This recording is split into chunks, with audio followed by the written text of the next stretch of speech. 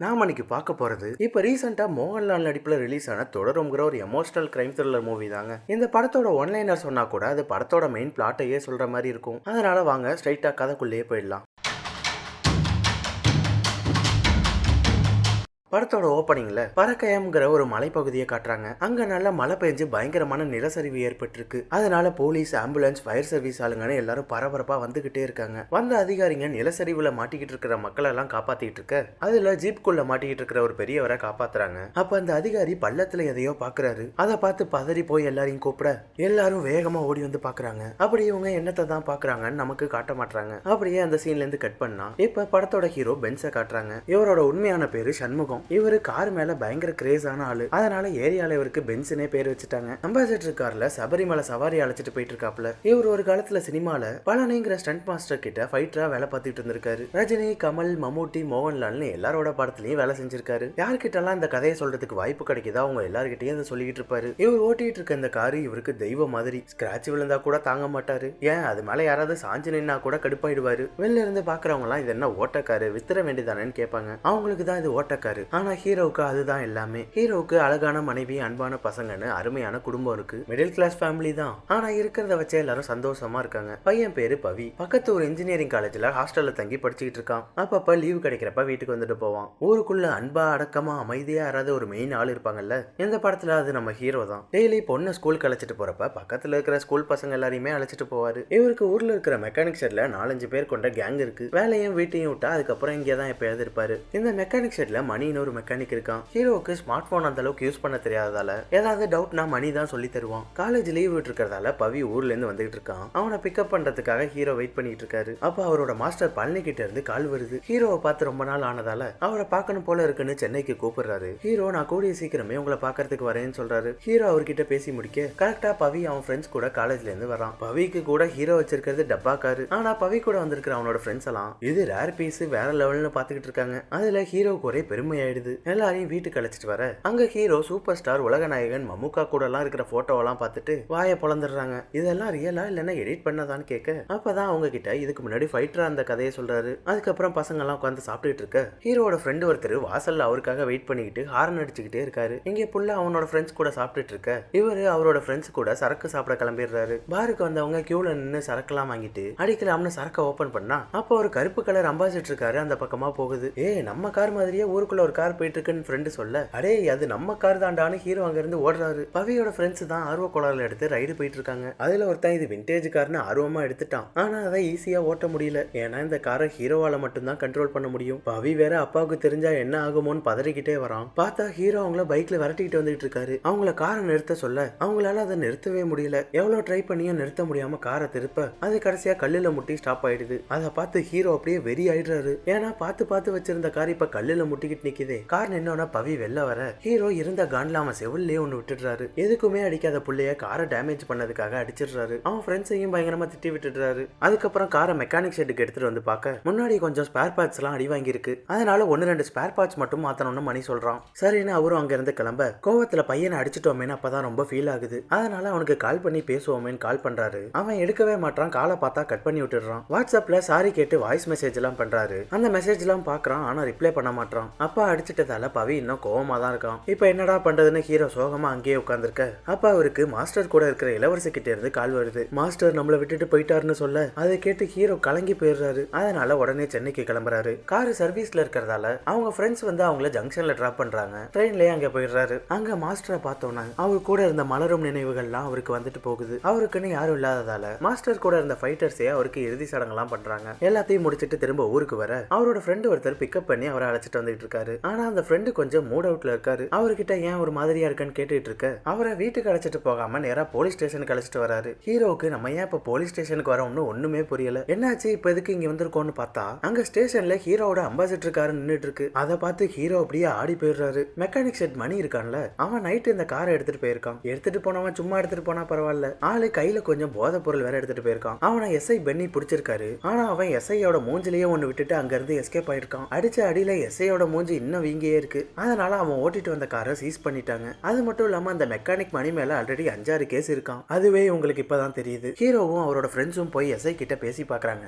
ஆனா அவரு கார் கேஸ்ல மாட்டினதுன்னு காரை கொடுக்கற மாதிரி இல்ல. இப்படி மாறி மாறி அவர்கிட்ட பேசி பாக்குறாங்க. ஒன்னும் வேலைக்கு ஆகல. ஹீரோ காரு கிட்ட போய் நின்னு ரொம்ப ஃபீல் பண்றாரு. நைட்டு கூட ஸ்டேஷனுக்கு வெளியே நின்னு காரையே பாத்துக்கிட்டு இருக்காரு. அப்பதான் அவரோட மத்த ஃப்ரெண்ட்ஸ் எல்லாம் நம்ம மணியோட வீட்டுல போய் பாப்போம்னு சொல்றாங்க. அங்க வந்தா அவன் என்னோட புள்ளையே இல்ல, எங்களை பொறுத்த வரை அவன் செத்துட்டான் அப்படின்னு அவன் மேல இருக்கிற கான்ல வீட்டுல இருக்கிற ஆளுங்க எல்லாம் சொல்லிடுறாங்க. மணியை ஸ்டேஷன்ல சரண்டர் பண்ணியாச்சும் காரை வெளில எடுத்துடலாம்னு பாக்குறாங்க. ஆனா மணி எங்க இருக்கான்னு தெரியல. இப்ப என்ன பண்றதுன்னு தெரியல. திரும்ப ஸ்டேஷனுக்கு வந்து எஸ்ஐ கிட்ட பேசி பாக்குறாரு. அவரு முடியவே முடியாதுன்னு சொல்லிடுறாரு. அப்ப அங்க இருக்கிற கான்ஸ்டபிள் கிட்ட ஏதாவது ஐடியா கொடுங்கன்னு கேட்க அவரு காசு கொடுத்து வேலையை முடிங்கன்னு சொல்றாரு. அதனால மறுபடியும் எஸ்ஐ கிட்ட வந்து நம்ம வெளில வச்சு பேசி முடிச்சுக்கலாம் சார், அமௌண்ட் தரோம்னு சொல்றாங்க. இவருக்கு இப்ப போதை பொருள் எடுத்துட்டு போனது கூட பெரிய பிரச்சனையா இல்ல. அந்த மணி இவர் மேல கை வச்சுட்டான். அவன் கிட்ட அடி வாங்கினதுதான் இவருக்கு உறுத்தலா இருக்கு. ஹீரோ வேற அவனுக்கு தெரிஞ்ச ஆளுங்கிறதால காரை கொடுக்க மாட்டாரு. இதனால அவரு முடியவே முடியாதுன்னு சொல்லிட்டு இருக்க அங்க பார்த்தா ஹீரோ காரை சோப்பு போட்டு கழுவிட்டு இருக்காரு.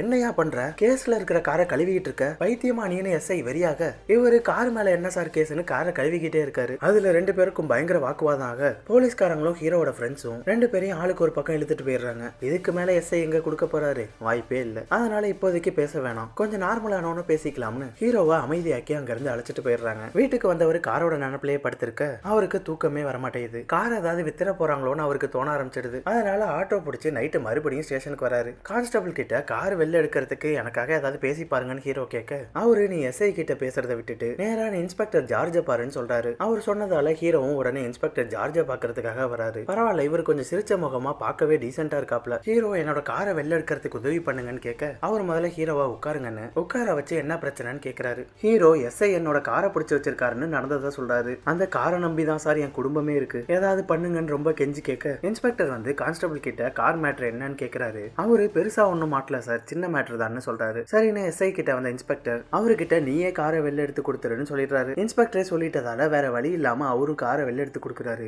அப்ப ஹீரோ அவர்கிட்ட மணியை பத்தி ஏதாவது தெரிஞ்சுதான்னு கேட்க அவனை பத்தி எதுக்கு நீ கேக்குற, அவன் மட்டும் மாட்டானா கொண்டு புதைச்சிருவேன்னு கோவத்துல சொல்லிட்டு போறாரு. சாவியா ஹீரோ கிட்ட கொடுக்காம இன்ஸ்பெக்டர் கிட்ட வந்த எஸ்ஐ நான் காரை கொடுக்க மாட்டேன்னு அவர்கிட்ட அடம் பிடிக்கிறாரு. பென்னி ஈகோவை தலைக்கேத்திக்காதப்பா, அது தேவையில்லாத பிரச்சனையாகும்னு எஸ்ஐ கிட்ட இருந்து சாவியை வாங்கி ஹீரோ கிட்ட கொடுத்துறாரு. ஹீரோவுக்கு அப்பதான் கொஞ்சம் நிம்மதியா இருக்கு. சந்தோஷமா அங்க இருந்து கிளம்புறாரு. வீட்டுல லலிதா கிட்ட இதை சொல்லிக்கிட்டே காரை எடுக்க போக இன்ஸ்பெக்டர் ஹீரோவை கூப்பிடுறாரு. நம்ம கான்ஸ்டபிள் சுதீப்போட தங்கச்சிக்கு கல்யாணம் இருக்கு, அங்க சவாரி அழைச்சிட்டு போக முடியுமான்னு கேட்க அதுக்கு தானே சார் இந்த காரே இருக்கு போலாம்னு சொல்றாரு. அப்ப எஸ்ஐ வேற கடுப்புலயே நின்னுட்டு இருக்க நீ மட்டும் இங்க என்னையா பண்ண போற, வா கல்யாணத்துக்கு போயிட்டு வருவோம்னு அவரையும் அழைச்சிட்டு கிளம்புறாரு. ராத்திரி நேரம் இளையராஜா பாட்டு, மலையில ரைடு, அப்படி 3 பேரும் போயிட்டு இருக்க இன்ஸ்பெக்டரும் ஹீரோவும் அவங்க ஃபேமிலியை பத்தி பேசிக்கிட்டு வராங்க. அப்படியே கல்யாண வீட்டுக்கே வந்து சேர்ந்துடுறாங்க. இன்ஸ்பெக்டர் ஹீரோவையும் உள்ள கூப்பிடுறாரு. ஆனா பென்ஸ் எனக்கு இங்க யாரையும் தெரியாது சார், அதனால நீங்க முடிச்சுட்டு வாங்கன்னு சொல்லிடுறாரு. சரின்னு இன்ஸ்பெக்டரும் எஸ்ஐயும் போறாங்க. ஆனா இந்த எஸ்ஐ போறப்ப கார் சாவியை வேற எடுத்துட்டு போயிடுறாரு. இன்ஸ்பெக்டர் எஸ்ஐ 2 பேரும் கேங் கூட சேர்ந்து குடிச்சிட்டு இருக்க ஹீரோ அந்த கல்யாண வீட்டுல அங்கேயும் இங்கேயும் சுத்தி டைம் பாஸ் பண்ணிட்டு கடைசியில ஒரு இடத்துல சேர் போட்டு உட்கார்ந்து தூங்கிடுறாரு. அதுக்கப்புறம் 2 பேரும் சரக்கெல்லாம் போட்டு முடிச்சிட்டு ஹீரோவை வந்து கூப்பிடுறாங்க. அப்பாடா இப்பயாவது வந்தாங்களே, வீட்டுக்கு கிளம்புவோன்னு கிளம்ப அவங்க நம்ம கீழே போகல, மேல ஃபாரஸ்ட் ஏரியாவுக்கு போறோம்னு சொல்றாங்க. அங்க சுதீப் கசினோட ஒரு தோட்டம் இருக்கு, அங்க போயிட்டு வந்துருவோம்னு இன்ஸ்பெக்டர் சொல்றாரு. ஐயோ நாளைக்கு எனக்கு வேலை இருக்கு சார், சரியா வராதுன்னு ஹீரோ சொல்ல அவரு அவ்வளவு நேரம்லாம் ஆகாது, சீக்கிரமே திரும்பி வந்துடலாம்னு சொல்றாரு. அதனால ஹீரோவும் அவரு கார் வாங்கி கொடுத்த பாவத்துக்கு வேற வழி இல்லாம கார் எடுக்கிறாரு. அவங்க கூட கான்ஸ்டபிளும் வராரு. யோ வெளில போய் யார்ட்டையும் நாங்க இங்க உட்காந்து குடிச்சிட்டு இருந்தோம்னு சொல்லிடாத, நான் வேற அடுத்த வாரம் ரிட்டையர்ட் ஆக போறேன்னு ஹீரோ கிட்ட சொல்றாரு. திரும்ப இங்க இருந்து போறப்ப இளையராஜா பாட்டு கேட்டுக்கிட்டே போக உனக்கு இளையராஜா பாட்டு அவ்வளவு பிடிக்குமான்னு இன்ஸ்பெக்டர் கேக்குறாரு. ஆமா சார், அவர் தான் எனர்ஜி பூஸ்டர், நான் சினிமால ஃபைட்டரா இருந்தப்ப என்னோட மாஸ்டர் அவரோட பாட்டு போட்டு வெளியேற்றிட்டு தான் ஃபைட்டுக்கே வருவாரு, அப்படி 50-60 படத்துல ஃபைட்டரா இருந்திருக்கேன்னு அவரோட கதையெல்லாம் சொல்றாரு. அப்புறம் ஏன் இப்ப டிரைவரா இருக்கேன்னு கேக்குறாரு. ஒரு படத்தோட ஃபைட் சீக்வன்ஸ்ல இவருக்கு ஆக்சிடென்ட் ஆக போய் அந்த ஃபைட்டர் டீம்ல இருக்கிற அன்புங்கிற ஒருத்தர் இவரை காப்பாத்த குறுக்க வந்திருக்காரு. அதுல அவர் இறந்துட்டாரு. இதனால யூனியனுக்குள்ள நிறைய பிரச்சனையாகி இவரையும் மாஸ்டர் பழனியையும் சங்கத்துல இருந்து வெளில அனுப்பிட்டாங்க. அப்பதான் பொழப்புக்காக மாஸ்டர் இவருக்கு கார் வாங்கி கொடுத்திருக்காப்ல, அதனாலதான் இவ்வளவு சென்டிமெண்டா வச்சிருக்காரு அப்படின்னு ஹீரோட கதையை பேசிக்கிட்டு அவரு சொன்ன மலையோட காட்டுப்பகுதிக்கு வந்துடுறாரு. அதுக்கப்புறம் எப்படி போறதுன்னு ரூட் அவங்களுக்கே தெரியல. கான்ஸ்டபிள் கிட்ட ரூட் கேட்டா அவரே முழிக்கிறாரு. இன்ஸ்பெக்டர் லெஃப்ட் எடுத்து போன்னு சொல்ல அவரும் அந்த பக்கமா போறாரு. அந்த வழியே ஜீப் போற வழி மாதிரி இருக்கு, காரு போறதுக்கே திணறுது. அதுக்கப்புறம் ரூட் ரொம்ப மோசமா இருக்கிறதால ஹீரோ இதுக்கு மேல நான் காரை கொண்டு வர மாட்டேன், இறங்கி நடங்க, நான் என்ன கூட வரேன்னு சொல்றாரு. சார் தப்பா நினைச்சுக்காதீங்க, அங்க அடிச்சது பத்தலையா, இந்த நேரத்துல இங்கே வந்துதான் அடிக்கணுமான்னு ஹீரோ கேட்க அப்பதான் இன்ஸ்பெக்டர் ஒரு கதையை சொல்றாரு. நம்ம சுதீப்போட தங்கச்சி இருக்குல்ல, இதோ இன்னைக்கு கல்யாணம் ஆகுதுல, அந்த பொண்ணு தான். அவங்க காலேஜ் படிக்கிறப்போ ஒரு பையனை லவ் பண்ணிருக்காங்க. இந்த பொண்ணுக்கு கல்யாணம் ஆக போறது தெரிஞ்சு அந்த பையன் நான் இந்த கல்யாணத்தை நடக்க விட மாட்டேன்னு பிரச்சனை பண்ணான். சரி அவனை கூப்பிட்டு வச்சு பேசி பார்ப்போம்னு பேசணும். ஆனா அவன் ஒத்து வர மாதிரியே தெரியல, ஓவரா பேசணும். இருந்தாலும் நான் கொஞ்சம் பொறுமையா தான் இருந்தேன். ஆனா இந்த சுதீப்போட அப்பா அந்த பையனை கொன்னுட்டாரு அப்படின்னு இன்ஸ்பெக்டர் சொல்ல அதை கேட்டு ஹீரோ ஷாக் ஆகுறாரு. கான்ஸ்டபிளும் எஸ்ஐயுமே பீதி கிளம்பி உட்காந்துருக்காங்க. இந்த கதையெல்லாம் இப்ப எதுக்கு இவர்கிட்ட சொல்லிட்டு இருக்காருன்னு தானே பாக்குறீங்க. அந்த பையனோட பாடி கார் டிக்கில தான் இருக்குன்னு சொல்றாரு. அதை கேட்டு ஹீரோ அப்படியே மிரண்டு போயிடுறாரு. அது மட்டும் இல்லாம கோவில் மாதிரி வச்சிருந்த காரை இப்படி பண்ணிட்டியான்னு இன்ஸ்பெக்டர் சட்டையவே பிடிச்சிடுறாரு. உடனே ஹீரோ ஓடி போய் டிக்கியை திறக்க போக டக்குன்னு எஸ்ஐ வந்து அவரை திறக்க விடாம தடுத்துடுறாரு. நீ இப்ப இங்க எதுவும் நடக்காத மாதிரி அமைதியா இருந்தேன்னா எந்த பிரச்சனையும் வராது, அப்படி இல்லைன்னா உன்னையும் சேர்த்து புதைக்க வேண்டி இருக்கும்னு இன்ஸ்பெக்டர் சொல்றாரு. அதை கேட்டு ஹீரோக்கு பயம் வந்துடுது. நமக்குன்னு பொண்டாட்டி பிள்ளைங்க இருக்கு, அதனால அமைதியா இருந்துருவோம்னு காருக்குள்ளேயே வந்து உட்கார்ந்துடுறாரு. இன்ஸ்பெக்டரும் எஸ்ஐயும் பாடியை டிக்கில இருந்து எடுக்க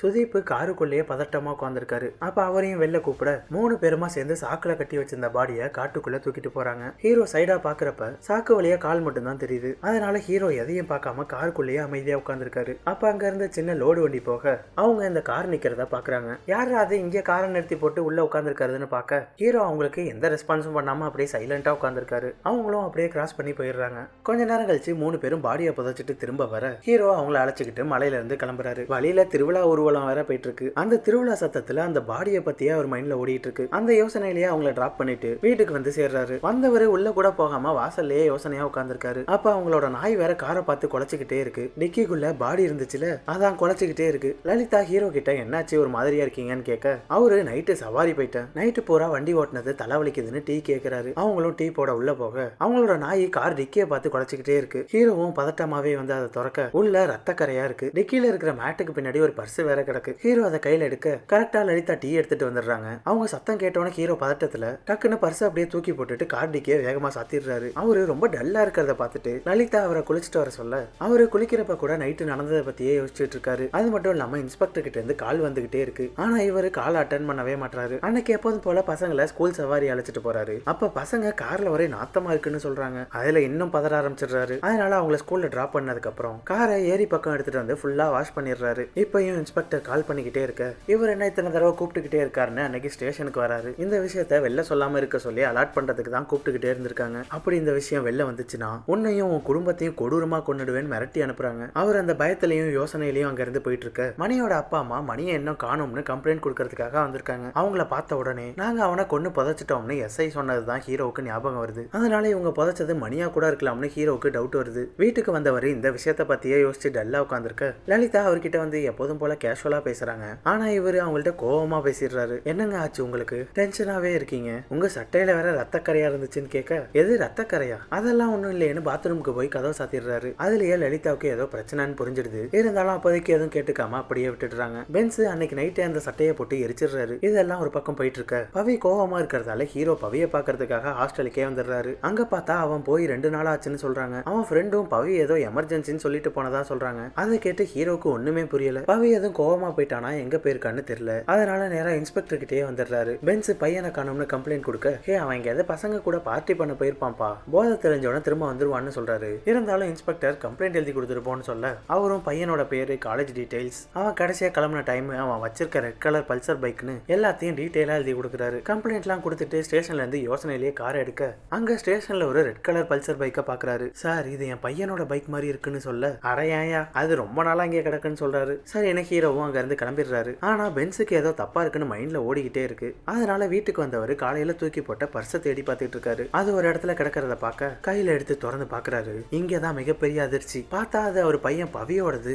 அதுல பென்ஸ் அப்படியே ஆடி போயிடுறாரு. மூச்செல்லாம் அடைக்க ஆரம்பிச்சிடுது. புள்ளைய சொந்த கார் டிக்கில வச்சு புதைக்கிறதுக்கு அவரே அழைச்சிட்டு போயிருக்காரு. அதை நினைச்சு கதறி அழுக ஆரம்பிச்சிடுறாரு. அதே நேரம் ஹீரோவுக்கு தெரிஞ்சு போச்சுன்னு எஸ்ஐ இன்ஸ்பெக்டர் கிட்ட வந்து சொல்லிடுறாரு. இன்னொரு பக்கம் கான்ஸ்டபிள் சுதீப்பை காட்டுறாங்க. நைட் அவர் தூங்கிட்டு இருக்கப்ப நடுராத்திரி யாரோ அவரை பார்க்க வந்திருக்கிறதா சொல்றாங்க. அவரும் இந்த நேரத்துல யார் வந்திருக்கான்னு வெளில வந்து பார்க்க கொற்ற மலையில பென்ஸ் வந்து வாசல்ல நிக்கிறாரு. ஏன்டா என் பையனை கொன்னீங்கன்னு கேட்க என்ன பென்ஸ் என்ன சொல்ற, எதா இருந்தாலும் இன்ஸ்பெக்டர் கிட்ட பேசிக்கன்னு அவர் சொல்றாரு. இதெல்லாம் இங்க நடந்துட்டு இருக்க இதே டைம்ல தாங்க ஊர்ல நிலச்சரிவு ஏற்பட்டிருக்கு. அந்த நிலச்சரிவுல காட்டுல புதைச்ச பவியோட பாடியும் அடிச்சுக்கிட்டு வந்துருது. இந்த சீன் தாங்க படத்தோட ஓப்பனிங்ல வந்தது. அதிகாரி மூட்டையில கட்டி இருக்கிற பாடியை பார்த்து ஷாக்காக எல்லாரும் அந்த பாடியை வெளில எடுக்கிறாங்க. அதை போஸ்ட்மார்ட்டம்க்கு அனுப்பி வைக்கிறாங்க. இந்த பாடி கிடைச்சது தான் டிவில பிரேக்கிங் நியூஸா போயிட்டு இருக்கு. அதை டிவில பார்த்துட்டு 2 போலீஸும் பதட்டமா இருக்க கான்ஸ்டபிளுக்கு கால் பண்ணி பாக்குறாங்க. அவர் போன் சுவிட்ச் ஆஃப்னே வந்துகிட்டு இருக்கு. அதனால நேர்ல போய் கேஷுவலா விசாரிக்க நைட்டு யாரோ ஒருத்தர் வந்து கூப்பிட்டு போனதா சொல்றாங்க. அடுத்து பென்ஸோட ஏரியாவுக்கும் வந்து எஸ்ஐ விசாரிச்சுட்டு போறாரு. அவரும் நைட்ல இருந்து ஏரியால இல்லைன்னு தெரியுது. இதை வச்சு பென்ஸ் தான் கான்ஸ்டபிளை தூக்கி இருப்பாருன்னு புரிஞ்சிடுது. அதே நேரம் பென்ஸ் வீட்டுல வீட்டுல பவி காணா போனதோ செத்ததோ எதை பத்தியும் தெரியாது. அதனால அவங்களோட வீட்டுக்கு வந்த இன்ஸ்பெக்டர் நிலசரிவுல ஒரு பையனோட பாடி கிடைச்சிருக்கு, அது இந்த வீட்டு பையனோடதா இருக்கலாம்னு சொல்றாரு. அதோட இந்த கேஸ்ல பென்ஸ் மேல சந்தேகமா இருக்குன்னு சொல்லிட்டு போறாரு. இந்த விஷயத்த கேட்ட லலிதாக்கு பையனுக்கு என்னாச்சோ ஏதாச்சோன்னு கத்தி கதற ஆரம்பிச்சிடுறாங்க. அப்படியே கட் பண்ணா இப்ப கான்ஸ்டபிள் சுதீப்ப காட்டுறாங்க. பென்ஸ் அவரை அடிச்சு ஒரு லாட்ஜ்ல கட்டி வச்சிருக்காரு. பென்ஸ் வெளில போயிருக்க கேப்ல கான்ஸ்டபிள் டேபிள்ல இருந்து அவரோட போனை தட்டி விட்டு எடுத்துடுறாரு. அப்ப பென்ஸும் ரூமுக்கு வந்துடுறாரு. பென்ஸ் அவர்கிட்ட உண்மையை சொல்ல அவரு எனக்கும் இதுக்கும் எந்த சம்பந்தமும் இல்லைன்னு சொல்றாரு. அன்னைக்கு கார்ல பாடி இருக்குன்னு அவரு வந்துட்டு சொல்லும் போதுதான் எனக்கே தெரியும் அவரு என் தங்கச்சி அப்பாவெல்லாம் வச்சு சொன்ன கதை எதுவுமே உண்மை கிடையாதுன்னு சொல்றாரு. கான்ஸ்டபிள் அவர் என்னதான் தெரியாதுன்னு சொன்னாலும் பென்ஸ் அவரோட ஒரு விரல உடைச்சு விட்டுறாரு. அதுல அவரு வழி தாங்க முடியாம கத்த பக்கத்துல பார்த்தா அவரோட போன்ல இன்ஸ்பெக்டரோட கால் போயிட்டு இருக்கு. அதை எடுத்தவர் என் பையன் எங்கடான்னு கேட்க அவரு உன் பையனுக்கு எதுவும் ஆகல பென்ஸ், நான் சொல்றத கேளு, அவன் சேஃபா தான் இருக்கான்னு சொல்றாரு. இவரு நான் சொல்றத நீ கேளுன்னு இவர் இருக்கிற இடத்துக்கு வர சொல்றாரு. இன்ஸ்பெக்டரும் வேற வழி இல்லாம அன்னைக்கு பென்ஸ் இருக்கிற இடத்துக்கு வராரு. இவர் இங்க வந்திருக்க அதே நேரம் பவிய பென்ஸும் லலிதாவும் சேர்ந்து கொன்னுட்டாங்கன்னு கேஸை இவங்க பக்கம் திருப்பிடுறாங்க. அதோட லலிதாவையும் அவரோட பொண்ணையும் கைது பண்ணிட்டாங்க. எதுக்காக பவிய கொன்னீங்கன்னு அவங்களை அடிச்சு கொடுமை வேற பண்றாங்க. இவங்க கைதானதால வெளில மக்கள் கூட்டம் வேற கூட்டிட்டு இங்க லாட்ஜுக்கு வந்த இன்ஸ்பெக்டர் பென்ஸை வந்து பாக்குறாரு. அவரு பென்ஸ் கிட்ட பேசுறப்பதான் இப்ப நமக்கு ஷாக்கான ஒரு விஷயத்த சொல்றாங்க. பென்ஸ் ஃபைட்டரா இருந்தப்ப அன்புன்னு ஒரு ஃபைட்டர் இறந்தோன்னதானே இங்க வந்ததா சொன்னாரு. அந்த அன்போட மனைவி தான் லலிதா. அன்புக்கும் லலிதாவுக்கும் பிறந்தவன் தான் பவி. அன்பு இறந்த சில வருஷத்துல பென்ஸ் லலிதாவை கல்யாணம் பண்ணிருக்காரு. பென்ஸுக்கும் லலிதாவுக்கும் பிறந்ததுதான் இப்ப இருக்கிற பொண்ணு. அதை வச்சு பென்ஸ் லலிதாக்காக தான் பிளான் பண்ணி அன்பை கொண்டு இருக்காருன்னு அவங்கள கொச்சையா பேசுறாரு. அது மட்டும் இல்லாம நீ தான் உன் பையனை கொன்னேன்னு சொல்லி சரண்டர் ஆகுன்னு சொல்றாரு. பவி பென்ஸோட பொண்ணு கிட்ட தப்பா நடந்துக்க பார்த்தான். அதான் அவன் மண்டையிலேயே அடிச்சு கொன்னு மூட்டை கட்டி காட்டுல புதைச்சிட்டாருன்னு பக்காவா பென்ஸுக்கு பிளான் போட்டு வச்சிருக்காரு. இன்ஸ்பெக்டர் இப்படி மோசமா பேசுனதை கேட்டு பென்ஸ் அவரை போட்டு அடிக்க ஆரம்பிச்சிடுறாரு. அப்ப கரெக்டா இன்ஸ்பெக்டரோட டீமும் அந்த லாட்ஜுக்கு வந்துடுறாங்க. சொல்ல போனா இவரை பிடிக்கிறதுக்கு தான் இன்ஸ்பெக்டர் இங்க வந்தாரு. பென்ஸ் வந்த போலீஸ் எல்லாரையும் அடிக்க ஒரு கட்டத்துல அவரை ரவுண்ட் அப் பண்ணிடுறாங்க. அதனால அவரால் தப்பிக்கவும் முடியல, சமாளிக்கவும் முடியல. அதுக்கப்புறம் பென்ஸ் அரெஸ்ட் பண்ணி ஸ்டேஷனுக்கு கொண்டு வந்துடுறாங்க. அங்க பார்த்தா இந்த இன்ஸ்பெக்டர் ரொம்ப நல்ல ஒரு மாதிரியே நடிக்கிறாரு. இவரை அரெஸ்ட் பண்ணிட்டு வந்தவனதான் லலிதாவையும் பொண்ணையும் வெளில விடுறாங்க. அடுத்த நாள் பென்ஸை கோர்ட்ல சரண்டர் பண்ண 5 நாள் கஸ்டடியில வச்சு விசாரிச்சு ஸ்ட்ராங்கான எவிடன்ஸோட வர சொல்றாங்க. அதனால திரும்ப ஸ்டேஷனுக்கே அழைச்சிட்டு வந்துடுறாங்க. அதே நேரம் அன்னைக்கு தான் இன்ஸ்பெக்டர் ரிட்டையர்மெண்ட் ஃபங்க்ஷனும் நடக்குது. அந்த ஃபங்க்ஷன்ல ரொம்ப உத்தம மாதிரியே பேசுறாரு. எஸ்ஐ கிட்ட வந்த இன்ஸ்பெக்டர் இன்னைக்கு நைட்டு கோட்டயம்ல இருந்து ஒரு போலீஸ் டீம் வரும், அவங்க எல்லாத்தையும் பாத்துப்பாங்க, நீ ஸ்டேஷன்ல மட்டும் யாரும் இல்லாம பாத்துக்கன்னு சொல்றாரு. அதே மாதிரி அன்னைக்கு நைட் எஸ்ஐ எல்லாருக்கும் ஒரு வேலை கொடுத்து ஸ்டேஷன்ல இருந்து அனுப்பி வச்சிடுறாரு. அதுல கான்ஸ்டபிளுக்கு இவங்களை பத்தி ஏற்கனவே நல்லா தெரியுங்கிறதால இவங்க ஏதோ பிளான் பண்ணிட்டு இருக்காங்கன்னு அவருக்கு புரிஞ்சிடுது. சந்தேகத்தோட அங்க இருந்து கிளம்ப கரெக்டா இன்ஸ்பெக்டர் சொன்ன அந்த டீமும் அப்பதான் அங்க வராங்க. எஸ்ஐ அவங்கள பென்ஸ் அடைச்சு வச்சிருக்க அந்த செல்லுக்கு அழைச்சிட்டு வராரு. அவங்க பென்ஸோட வேட்டியை வச்சு அவரை கொன்னுட்டு தற்கொலை பண்ணிட்டாருன்னு சொல்லிடலாம்னு பிளான் போடுறாங்க. அதோட எஸ்ஐ இன்ஸ்பெக்டரும் நானும் தாண்டா உன் புள்ளைய கொன்னோம் அப்படின்னு அவரு வாயாலே உண்மையை சொல்லிடுறாரு. இவரு சொல்றப்ப பேக்ரவுண்ட்ல பையனை எப்படி கொண்டாங்கன்னு காட்டுறாங்க. ஆனா எதுக்காக கொண்டாங்கன்னு காட்டல. அதெல்லாம் ஃபைனலா தான் ரிவீல் ஆகும். எஸ்ஐ அவர் வாயால சொன்னதுக்கு அப்புறம் அதை கேட்டுட்டு பென்ஸ் சும்மா இருப்பாரா? அவங்க எல்லாரையும் அடிச்சு பொழக்க ஆரம்பிச்சிடுறாரு. ஃபைட்டர்னா சும்மாவா? அதுவும் எஸ்ஐய விரட்டி விரட்டி வெறித்தனமா புரட்டி எடுக்கிறாரு. அப்ப அங்க திரும்ப வந்த கான்ஸ்டபிள் அவங்கள எதுவும் பண்ணாதேன்னு எவ்வளவோ சொல்லி பாக்குறாரு. ஆனா பென்ஸ் கேட்கிற மாதிரி இல்ல. கான்ஸ்டபிள அங்கேயே கட்டி வச்சுட்டு எஸ்ஐய தரன்னு இழுத்துட்டு போயிடுறாரு. பென்ஸ் எஸ்ஐ இழுத்துட்டு போனது தெரிஞ்சு ஊர் முழுக்க அவரை வலை வீசி தேட ஆரம்பிக்கிறாங்க. எங்க தேடி பென்ஸும் கிடைக்கல, எஸ்ஐயும் கிடைக்கல. அதனால இன்ஸ்பெக்டர் பென்ஸோட வீட்டுக்கு பூந்துடுறாரு. அங்க லலிதாவை அடிச்சு கொடுமை பண்ணி பென்ஸ் எங்கன்னு கேட்க அவங்க எனக்கு அவர் எங்க இருக்காருன்னு தெரியாது, ஆனா அவர் கண்டிப்பா வருவாருன்னு சொல்றாங்க. அப்ப கரெக்டா பென்ஸ் கிட்ட இருந்து இன்ஸ்பெக்டருக்கு கால் வருது. எங்கடா இருக்க, ஒழுங்கா சரண்டர் ஆயிடுன்னு சொல்ல அவரு நீ என் வீட்டுக்குள்ள வந்துட்ட, இப்ப நான் உன்னோட வீட்டுல இருக்கேன்னு சொல்றாரு. பென்ஸ் இன்ஸ்பெக்டரோட வீட்டுக்கு வர அங்க இன்ஸ்பெக்டரோட பொண்ணு மேரி இருக்காங்க. டேய் என் பொண்ணு எதுவும் பண்ணிடாதுன்னு இன்ஸ்பெக்டர் கதற பென்ஸ் போனை கட் பண்ணிடுறாரு. உடனே இன்ஸ்பெக்டர் பதறி அடிச்சுக்கிட்டு அவரோட வீட்டுக்கு வர அங்க அவரோட பொண்ணு மேரிய எங்கேயும் காணும். வீட்டுல காணும்னு வீட்டுக்கு வெளில வந்து தேட அங்க பின்னாடி பென்ஸோட கார் நின்னுட்டு இருக்கு. வேகமா ஓடி வந்து காரை திறந்து பார்க்க உள்ள ரத்தம் ஒழுக ஒழுக எஸ்ஐ கொடூரமா கொல்லப்பட்டு கிடக்காரு. அதை பார்த்து இன்ஸ்பெக்டர் மிரண்டு போய் நின்னுட்டு இருக்க அப்ப அங்க வந்த பென்ஸ் அவரை ஒரே வத விடுறாரு. பென்ஸ் என் பொண்ணு எங்கன்னு கேட்க அவரு என் பையன் போன இடத்துக்கே உன் பொண்ணு அனுப்பிட்டேன்னு அவரோட கார் டிக்கிய காட்டுறாரு. அதுல வெறியான இன்ஸ்பெக்டர் பென்ஸை வந்து அடிக்க பென்ஸ் அவரை அசால்ட்டா போட்டு அடிச்சுட்டு இருக்காரு. அடி வாங்கி விழுந்த கேப்ல வேகமா ஓடி வந்து கார் டிக்கிய ஓபன் பண்ணி பாக்குறாரு. அதுல உள்ள எதுவுமே இல்ல. பென்ஸ் கையில கிடைக்கிறதெல்லாம் எடுத்து இன்ஸ்பெக்டரை கண்ணா பின்னான்னு தாக்க அவரால் ஒரு கட்டத்துக்கு மேல நகரவே முடியல. என்ன கொன்னுடாதன்னு காலில் விழுந்து கெஞ்ச ஆரம்பிச்சிடுறாரு. இன்ஸ்பெக்டர் பென்ஸோட பையனை கொன்ன மாதிரியே பென்ஸ் ஒரு கவர் எடுத்து இன்ஸ்பெக்டரை மூச்சடைக்க வச்சு கொன்னுறாரு. இது எல்லாத்தையும் அவரோட பொண்ணு மேரி வீட்டுக்குள்ள இருந்து கண் கலங்கி நின்னு பாத்துக்கிட்டு இருக்காங்க. பக்கத்துல அவங்க அம்மாவோட போட்டோவை பார்த்தவங்க கதறி அழ ஆரம்பிச்சிடுறாங்க. அவங்க அப்பா இறந்ததை நினைச்சு அழுகல, எதுக்காக அழுகுறாங்கன்னு இப்பதான் கதையை ரிவீல் பண்றாங்க. இன்ஸ்பெக்டரோட பொண்ணு மேரியும் பென்ஸோட பையன் பவியும் உயிருக்கு உயிரா லவ் பண்ணிட்டு இருந்திருக்காங்க. அந்த விஷயம் ஒரு நாள் இன்ஸ்பெக்டருக்கு தெரிய வந்திருக்கு. அதனால பொண்ணு கிட்ட உனக்கு காதல் கேக்குதான்னு அவங்கள போட்டு பயங்கரமா அடிச்சிருக்காங்க. அடுத்து பவிய ஸ்டேஷனுக்கு தூக்கிட்டு வந்தவரு உனக்கு போலீஸ்காரனோட பொண்ணு கேக்குதா, என்னோட ஸ்டேட்டஸ் என்னன்னு தெரியுமான்னு கேட்டு அவனை போட்டு ஸ்டேஷன்லயே அடிச்சு கொடுமை பண்ணிருக்காரு. அப்ப அவனை அடிச்சப்ப ஹெவியா அடிச்சதுல கீழே விழுந்து பையன் மயக்கமாயிருக்கான். ஆனா இன்ஸ்பெக்டர் அதோட அவனை விடாம அவனோட ட்ரெஸ்ஸை வச்சு அவனை மூச்சு அடைச்சு கொண்டு இருக்காரு. இவ்வளவும் அவரோட பிரஸ்டீஜுக்காக பண்ணிருக்காருங்க. ஹீரோ இவரை பார்க்க வரதுக்கு முன்னாடி தான் இதெல்லாம் நடந்திருக்கு. ஹீரோ ஸ்டேஷனுக்கு வந்தப்பதான் பாடியை எங்க கொண்டு போய் வைக்கிறதுன்னு தெரியாம எஸ்ஐ அவர்கிட்ட மாட்டின பென்ஸோட கார்லயே மூட்டை கட்டி போட்டிருக்காரு. இதனாலதான் எஸ்ஐ பென்ஸ் கிட்ட காரை கொடுக்க மாட்டேன்னு இன்ஸ்பெக்டர் கிட்ட சண்டை போட்டிருக்காரு. ஆனா இன்ஸ்பெக்டர் அந்த கார்லயே பையனை கொண்டு போய் புதைக்க பென்ஸையே அழைச்சிட்டு போயிருக்காரு. இது சைக்கோத்தனமான ஆணவ கொலை. அந்த பிளாஷ்பேக்ல இருந்து கட் பண்ணா பிரசன்ட்ல பவிக்கான இறுதி சடங்கு நடக்குது. அதுக்கு கான்ஸ்டபிள் சுதீப் வந்திருக்காரு. அங்க பவியோட காதலி மேரியும் வந்திருக்காங்க. பவி அந்த நிலைமையில பார்த்து மேரி கதறி அழ ஆரம்பிச்சிடுறாங்க. அதே நேரம் பென்ஸ் இன்ஸ்பெக்டரையும் எஸ்ஐயும் கொண்டு அவரோட கார்லயே போட்டு காட்டுல விட்டுடுறாரு. அதோட அவர் செஞ்ச குற்றங்களுக்கு போலீஸ் கிட்ட சரண்டரும் ஆயிடுறாரு. அவரை கோர்ட்டுக்கு அழைச்சிட்டு வராங்க. அவர்கிட்ட முகத்தை மூடிக்கோங்கன்னு சொல்ல அவரு முகத்தை மூடாமையே கோர்ட்டுக்குள்ள வராரு. இதோட இந்த படம் முடியுது. படத்தோட என் கிரெடிட் சீன்ல ஒரு விஷயத்த சொல்றாங்க. நம்ம நாட்டுல ஒரு வருஷத்துக்கு கிட்டத்தட்ட 30,000 ஆணவ கொலைகள் நடக்குது. ஆனா 20-30 கேஸ் தான் வெளில வருது. மத்த கேஸ்லாம் நிறைய காரணங்களால வெளியே தெரியாம காத்தோட காத்தா போயிடுது அப்படின்னு சொல்லி இந்த படத்தை முடிக்கிறாங்க. இந்த வீடியோ எப்படி இருந்துச்சுன்னு கமெண்ட்ஸ்ல சொல்லுங்க. பிடிச்சிருந்தா லைக் போடுங்க. சேனலுக்கு புதுசா இருந்தீங்கன்னா சப்ஸ்கிரைப் பண்ணிட்டு பக்கத்துல இருக்க பெல் ஐக்கான மறக்காம தட்டி விட்டுருங்க.